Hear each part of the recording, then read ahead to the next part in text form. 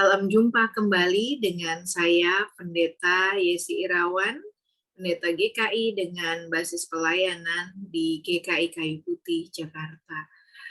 Saat ini kita akan merenungkan sapaan firman Tuhan yang berjudul Rencana Tuhan dalam sapaan Gembala pada saat ini. Namun sebelumnya mari kita berdoa terlebih dahulu.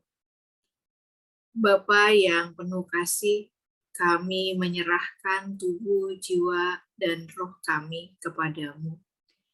Kiranya Engkau menolong kami untuk dapat berfokus untuk mendengarkan sabda Tuhan.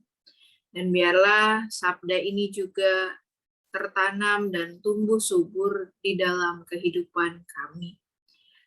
Berfirmanlah ya Allah, karena kami siap untuk mendengarkan.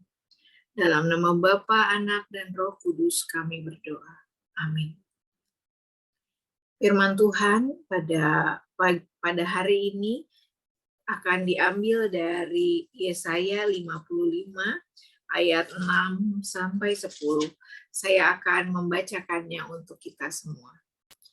Carilah Tuhan selama Ia berkenan ditemui. Berserulah kepadanya selama Ia dekat. Baiklah orang fasik meninggalkan jalannya, dan orang jahat meninggalkan rancangannya.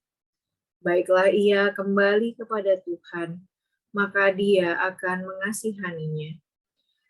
Dan kepada Allah kita, sebab Ia memberi pengampunan dengan limpahnya. Sebab rancanganku bukanlah rancanganmu, dan jalanmu bukanlah jalanku.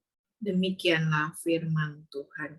Seperti tingginya langit dari bumi, demikianlah tingginya jalanku dari jalanmu, dan rancanganku dari rancanganmu. Sebab seperti hujan dan salju turun dari langit, dan tidak kembali ke situ, melainkan mengairi bumi, membuatnya subur dan menumbuhkan tumbuh-tumbuhan, memberikan benih kepada penabur, dan roti kepada orang yang mau makan. Demikianlah firman Tuhan. Yang berbahagia adalah kita yang merenungkan dan melakukan firman Tuhan dalam hidup sehari-hari. Bapak, Ibu, dan Saudara sekalian, kita pasti pernah mengalami kebahagiaan hidup ketika kita merasa sangat begitu nyaman. Namun terkadang di tengah kenyamanan itu, kita harus menghadapi berbagai perubahan-perubahan di dalam hidup ini yang memaksa kita untuk meninggalkan zona nyaman itu dan memasuki zona tidak nyaman. Ambil contoh mungkin saat kita sakit atau saat kita juga harus pindah bekerja ke tempat yang mungkin kita tidak tahu, atau banyak hal lainnya di dalam hidup ini yang membuat kita terkadang mempertanyakan rencana Tuhan. Tuhan, apakah rancangan-Mu indah? Pada saat saya merasa nyaman, mengapa Engkau membuat saya menjadi tidak nyaman? Mengapa saya harus meninggalkan zona nyaman saya? Apakah hidup saat ini sudah kurang begitu baik sehingga saya harus meninggalkan zona nyaman ini? Apa rencana Tuhan di dalam hidup saya? Apakah rencana-Mu sama dengan rencanaku?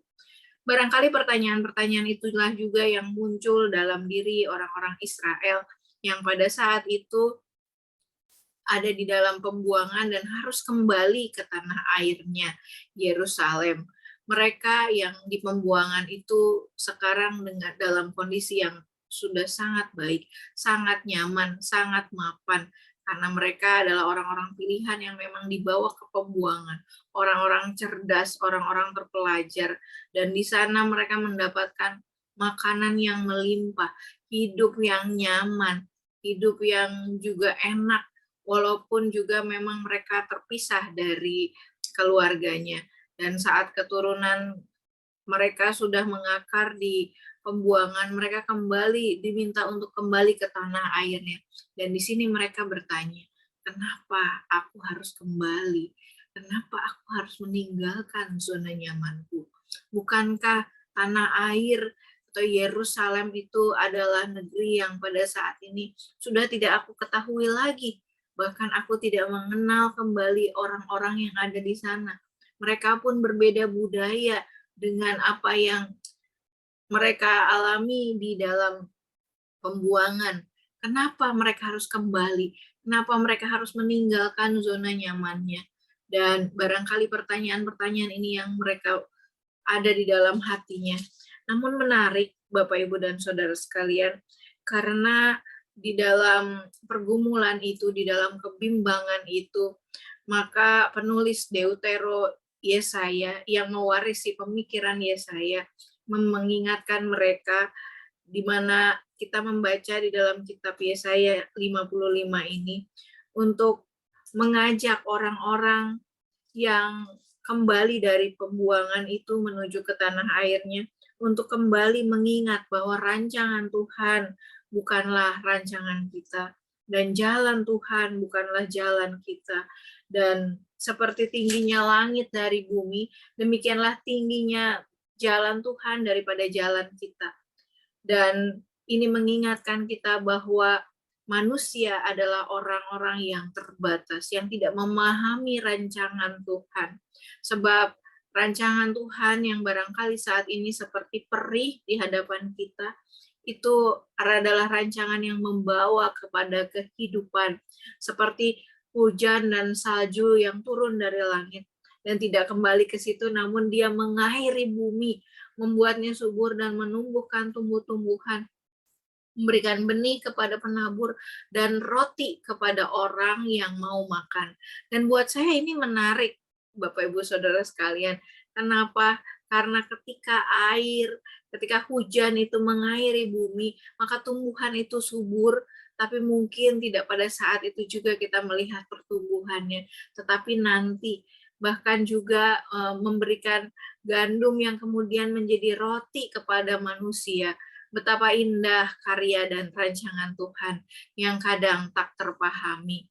Saya mengingat pengalaman kehidupan saya sendiri beberapa waktu lalu ketika 5 hari setelah saya melahirkan seorang putri, dan di situ juga di hari Minggu itu juga pada saat suami saya hendak melayani kebaktian Minggu, disampaikan bahwa dia ternyata terdeteksi COVID karena di screening pada saat itu sebelum kebaktian memang harus swab antigen di GKI Seroja. Dan yang menarik adalah pada saat dia COVID, saya bertanya kepada Tuhan, Tuhan kenapa sih kebahagiaan yang baru kami nikmati 5 hari ini bersama dengan putri kecil kami harus seperti digoyang gitu ya. Dan pada saat itu kami di swab antigen karena beberapa penatua dari GKI Seroja datang ke pastori kami dan bersama juga dengan tim kesehatan. Tetapi yang menarik adalah ketika mereka datang untuk men-swab antigen saya dan juga mama serta putri kecil kami yang baru berusia 5 hari, mereka melihat bahwa putri kecil kami ini ternyata mengalami kuning gitu ya kalau orang bilang, atau istilah kedokterannya Jaudin's breast milk. Tetapi pada saat itu saya dan mama saya juga suami saya tidak menyadari bahwa putri kami itu sudah sangat kuning ternyata. Dan karena itu mereka mendorong kami untuk membawa dia ke rumah sakit. Dan pada saat di rumah sakit, pada saat dites, ternyata bilirubin anak kami itu sudah sampai 25 lebih bahkan, di mana mentoknya itu 30, dan itu sangat membahayakan. Dan pada saat itu di malam hari ketika menjaga putri kecil kami di rumah sakit, saya berefleksi.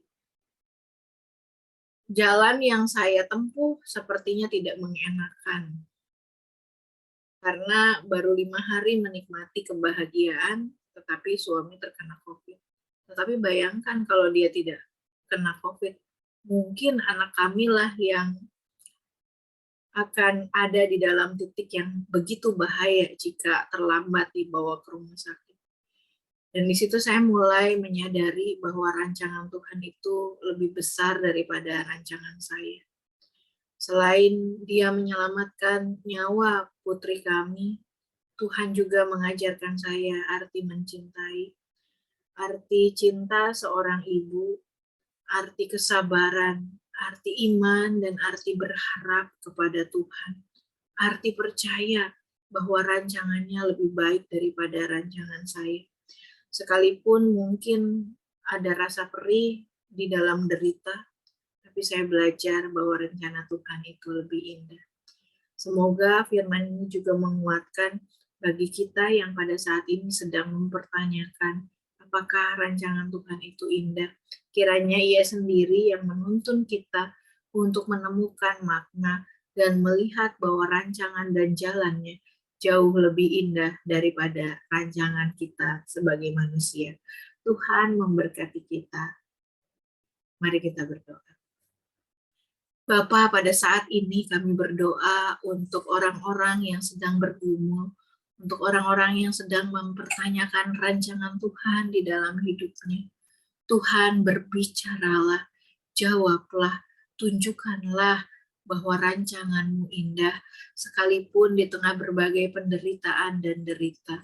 Yakinkanlah ya Tuhan, dan kiranya kekuatan dari Tuhan, serta penyertaan dari-Mu menyertai mereka yang sedang bergumul, dan kiranya juga Tuhan kekuatan daya transformasi dari Allah, kehidupan juga Engkau anugerahkan bagi orang-orang yang sedang mempertanyakan arti hidup, bagi orang-orang yang sedang mempertanyakan makna rancangan Tuhan dalam hidupnya.